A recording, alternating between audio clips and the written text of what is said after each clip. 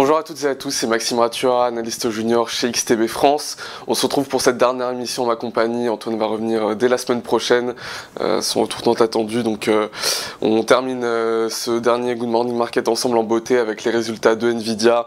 Donc un earning per share à 0,68$ contre une prévision à 0,64$. Donc c'est supérieur de 5,65% par rapport à cette prévision. Et un chiffre d'affaires de 30,04 milliards de dollars contre une prévision à 28,73, c'est au-dessus de 4,57% par rapport à ces prévisions.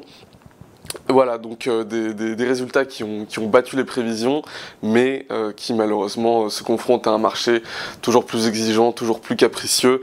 Le cours de Nvidia actuellement a baissé de 6,9% après la clôture, donc après la publication des résultats.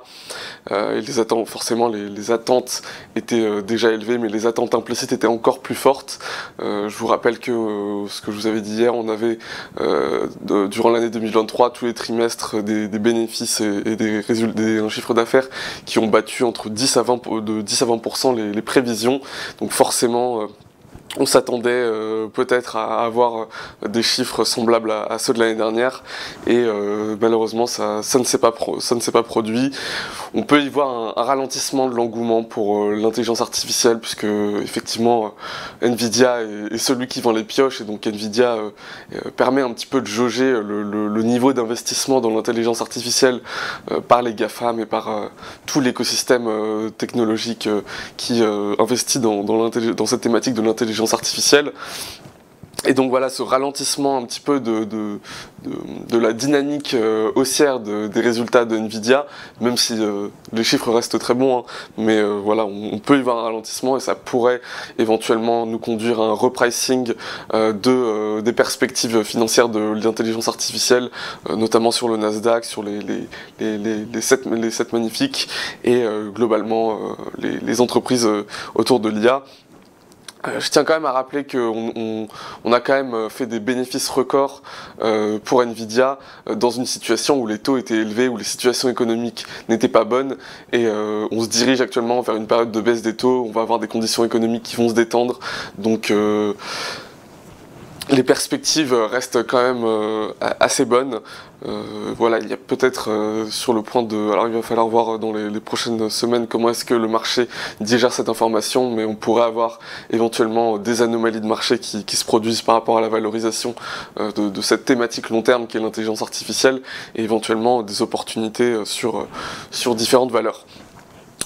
Sur le closing, donc on a eu un marché qui s'est largement qui a fait de forts mouvements de couverture, et voilà, et qui a un petit peu déleveragé les portefeuilles avant la publication des résultats. Le S&P 500 a baissé de 0,6%, le Nasdaq a baissé de 1,18%, le Russell 2000 de 0,68%. Du côté de l'Europe, on est resté stagnant, forcément c'était un petit peu plus tôt, on a clôturé un petit peu plus tôt que les US. On a le DAX qui a quand même augmenté de 0,46%. Et du côté de l'Asie-Pacifique, le Nikkei 225 a stagné également, tandis que le Hang Seng, donc l'indice chinois, a baissé de 0,45% cette nuit. Au niveau du pré-open, donc la pré-ouverture, les indices américains sont stagnants, à l'exception du Russell 2000, donc qui nous fait quand même en pré-ouverture une belle hausse de 0,44%.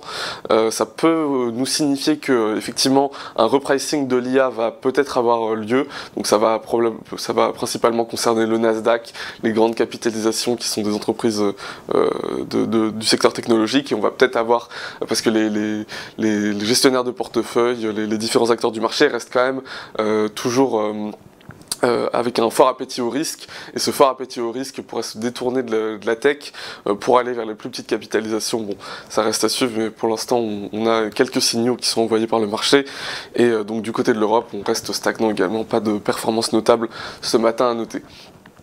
Le mouvement de couverture, il s'est largement vu sur la volatilité, et ça va être à suivre, hein, parce que le VIX a quand même bondi à 17,10 points, donc 17,10% de volatilité implicite annualisée.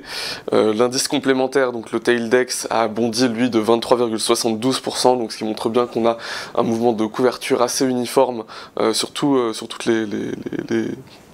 par exemple sur tous les strikes d'options, donc ça veut dire que le mouvement de couverture n'a pas forcément été court-termiste. On a effectivement un SKUDEX, donc là qui nous signifie que la volatilité a augmenté du côté des options de vente, donc ce qui veut dire que l'augmentation de la volatilité est due à un mouvement de couverture, à une couverture du risque. On a augmenté de 7,58% et la volatilité du VIX elle-même a augmenté de 13,77%. Voilà, donc des conditions de marché qui se sont largement dégradées hier et qui nous annoncent pas forcément du bon pour la suite. Aujourd'hui, on a une volatilité attendue par les investisseurs qui est très élevée quand même, 21,8%, et c'est normal, on va avoir un calendrier assez chargé, je vais y revenir tout de suite après. Demain, on reste à une volatilité assez élevée, 20%. Donc je rappelle, c'est la volatilité attendue par les investisseurs sur le SPY, le TF du S&P 500. Et on est dans des conditions de marché qui tendent à se dégrader également la semaine prochaine. On était à 11% de volatilité attendue annualisée. On se situe aujourd'hui aux alentours des 13%. Donc voilà, tous ces indicateurs sont pas forcément positifs, peuvent être un peu toxiques pour les indices. Du côté du calendrier, donc voilà un calendrier assez chargé. À 11h, on va avoir des indicateurs européens, notamment le climat des affaires et la confiance des consommateurs. On va enchaîner à 14h avec l'IPC, donc l'inflation, l'indice des prix à la consommation en Allemagne. 14h30, très important, le PIB pour le deuxième trimestre aux États-Unis, ça sera en glissement trimestriel. Les demandes d'allocation chômage, alors ça c'est un des indicateurs les plus suivis par la Réserve fédérale. Le chiffre devrait stagner, mais si jamais le chômage venait à augmenter, ça pourrait continuer à effrayer les investisseurs sur les marchés. Et puis on va avoir des chiffres préliminaires du PCE, donc l'indice des prix, le Price Consumer Expenditures. Donc voilà, c'est un indicateur d'inflation qui est également très suivi par la Fed. À 16h, on aura les ventes de logements en cours aux États-Unis également, donc ce sera pour le mois de juillet. Et à 22h30, on finira avec le bilan de la Réserve fédérale. Voilà, donc voilà, un calendrier assez chargé en perspective. Veillez bien à suivre toutes ces informations. Et on finira cette émission avec donc ce graphique. Donc je vous montre à l'écran en fait le pourcentage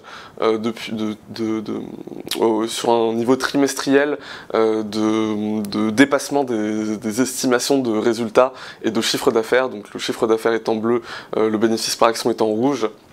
Donc en 2023, il y avait eu un très fort boom. On a atteint quasiment 20% de dépassement pour le chiffre d'affaires, quasiment 30% pour le bénéfice par action. Donc ça, c'était sur le deuxième trimestre de 2023. Et on voit que la tendance continue de baisser. Alors est-ce que c'est lié à un ralentissement au niveau de la santé financière, enfin de la croissance financière de Nvidia, ou est-ce que c'est lié à des attentes qui sont toujours plus démesurées, alors qu'on voit que il va falloir du temps pour que l'intelligence artificielle devienne une thématique, que l'intelligence artificielle paye en tant que thématique. La dernière fois qu'on a eu une technologie aussi disruptive, c'était à l'ère d'Internet. Il a fallu quasiment plus de 10 ans pour voir des modèles économiques viables émerger à partir de cette technologie. Là on se situe même pas un an après la popularisation des IA génératives, donc l'apparition de ChatGPT, c'était l'année dernière, ça avait débuté en 2022, mais voilà. Et l'investissement par les GAFAM sur la thématique de l'intelligence artificielle ne date quasiment que de cette année, donc ça va être une thématique à suivre sur le très long terme. Mais pour l'instant, petit ralentissement du point de vue du dépassement des prévisions de résultats et de chiffre d'affaires. Ça clôture donc notre émission, donc voilà, j'espère que ces émissions vous auront plu. Antoine vous retrouvera la semaine prochaine pour vos Good Morning Market habituels avec de la technique, des retracements de Fibonacci, je sais que vous les aimez, et je vous souhaite une bonne séance sur les marchés, et je vous souhaite un bon week-end. Au revoir.